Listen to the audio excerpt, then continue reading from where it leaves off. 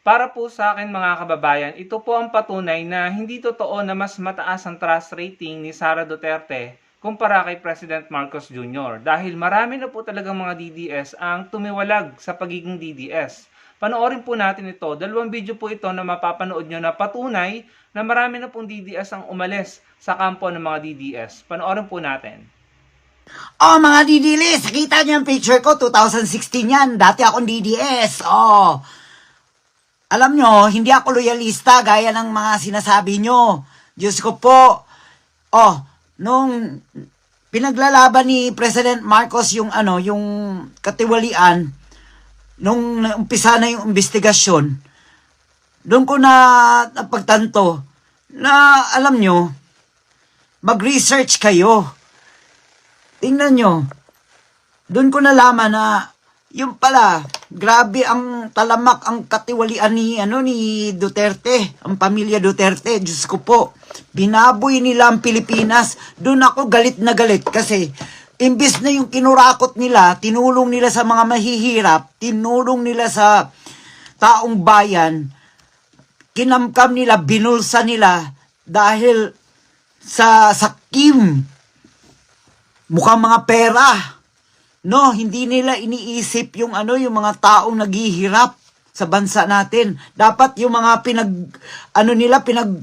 pinagbubulsa nila, dapat binayad nila na lang sa utang ng bansa natin. Nakatulong pa yan sa ekonomiya ng bansa natin para umunlad naman yung mga mamamayang Pilipino. Diyos ko po, huy, magising kayo. Kaya ako, sinusuportahan ko si President Marcos dahil lumalaban siya sa katiwalian. Mas lalo niya siyang inaapi habang tahimik lang na nagtatrabaho yung presidente, habang inaapi niyo siya. Alam mo, napaisip-isip ako, alam niyo hindi na to tama. Kailangan kong suportahan ito si PBBM.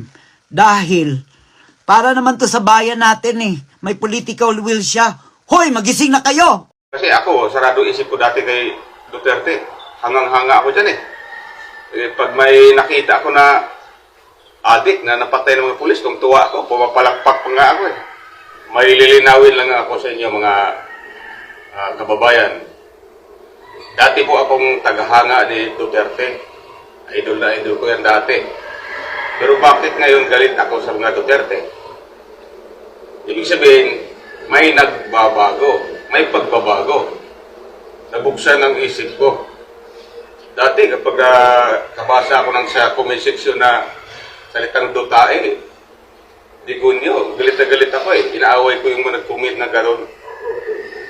Pero nung sa katagalan, napanood ko yung mga video na kalukuhan ni Duterte, na napanood ko yung video ni Arturo Las Cañas, na yung mga construction worker na nagbigay impormasyon sa kanila dyan sa Green Heights Subdivision sa Davao, na may laboratory si Michael Yang at saka si Duterte dyan sa Green Heights Subdivision, laboratory ng Shabu.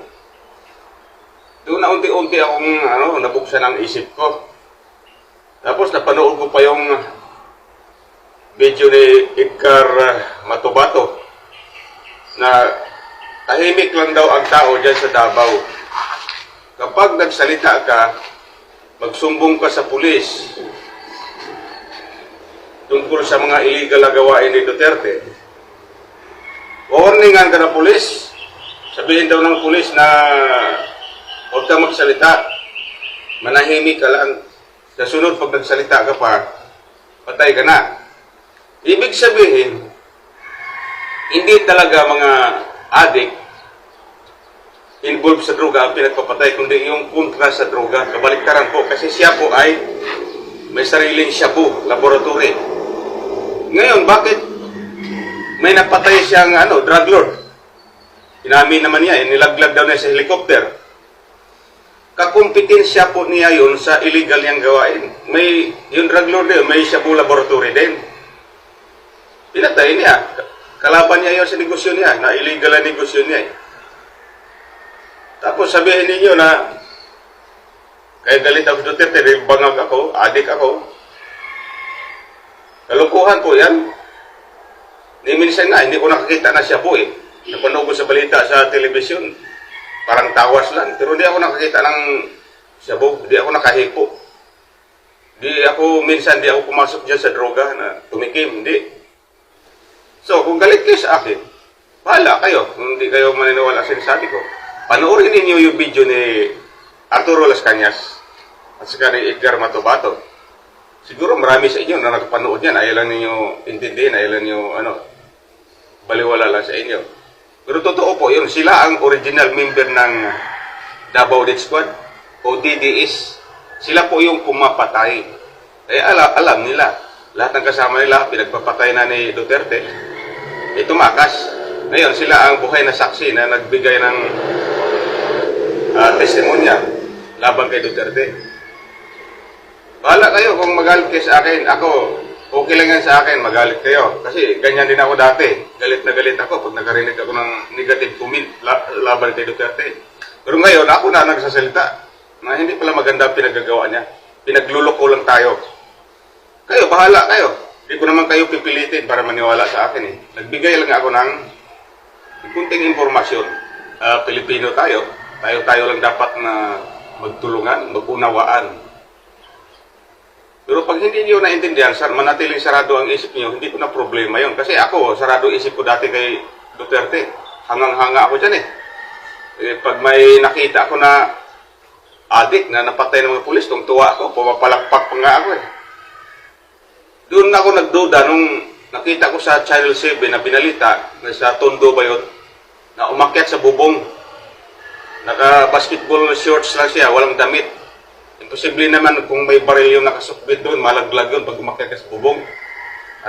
Alam mo naman yung basketball shorts, hindi mo pwede sukbitan yan, di ba? Kinuha na ng kamera, paakyat sa bubong. Tumalon sa kabilang building. Doon, tinira na. Narinig pa nga yung putukan eh. Tapos may hawak ng baril. Kalukuhan po yun, tanim ng baril, taniman ng droga, para palabasin ang kriminal. Dahil may reward money pala bawat mapatay. Kaya, ganado pumatay ang mga pulis, may reward money ayon sa salaysay ni Bungo. Okay, so, yun lang. Sana, maunawaan ninyo kung bakit ako galit, bakit ako bumaliktad.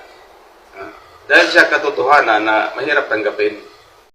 Ayun mga kababayan, kayo na po ang humusga dyan. Yan po yung mga totoong video ng mga dating DDS na nagpahayag po ng kanilang pagkadismaya sa mga Duterte nung nalaman nga po nila yung mga di umano'y hindi magagandang ginawa ng mga Duterte. Ikinuwento naman po nila isa-isa. Nagbigay po sila ng mga halimbawa, lalo na yung pangalawang lalaki na nagkukwento ng kanyang karanasan bilang isang DDS. So, wag po tayo basta-basta maniwala sa mga ganyang trust ratings na mataas si ganito at mababa si ganito. Minsan kasi mind conditioning yan eh. Kung makikita niyo yung pattern, lumabas ang trust rating na yan after nung sumambulat sa publiko yung balita patungkol sa mga expose ni Ramil Madriaga. So, malamang sa February, kapag malapit ng impeachment trial ni Sara Duterte, baka may makita naman po tayong pa-survey dyan ng kabilang kubol na sinasabi na mataas na naman si Sara Duterte at mababa si PBBM. So, para po sa akin, asahan na po natin yan. Dahil alam niyo naman, sa politika, kanya-kanyang strategy yan para pabunguhin ang kanilang mga pangalan. Yan naman po ang ibinigay ko sa inyong mga halimbawa po ay mga totoong video. Kaya po ako nag-conclude na hindi po ako naniniwala sa trust rating ni Sara Duterte na mas mataas kumpara kay PBBM. Considering na marami na nga pong DDS ang tumiwalag sa pagiging DDS at kagaya nito, si Tio Moreno, wala daw siyang grupong kinabibilangan na DDS at sila mismo nag-aaway-away. So mga kababayan, kayo na pong humusga, ang sa akin lamang po, hindi po makatotohanan ng survey na iyon. At ang mga patunay ay mga mismong dating DDS na nagpahayag ng kanilang pagkadismaya sa mga Duterte at nagpapakita po ng kanilang suporta sa admin ni PBBM. So yun lamang mga kababayan. Salamat po sa panonood.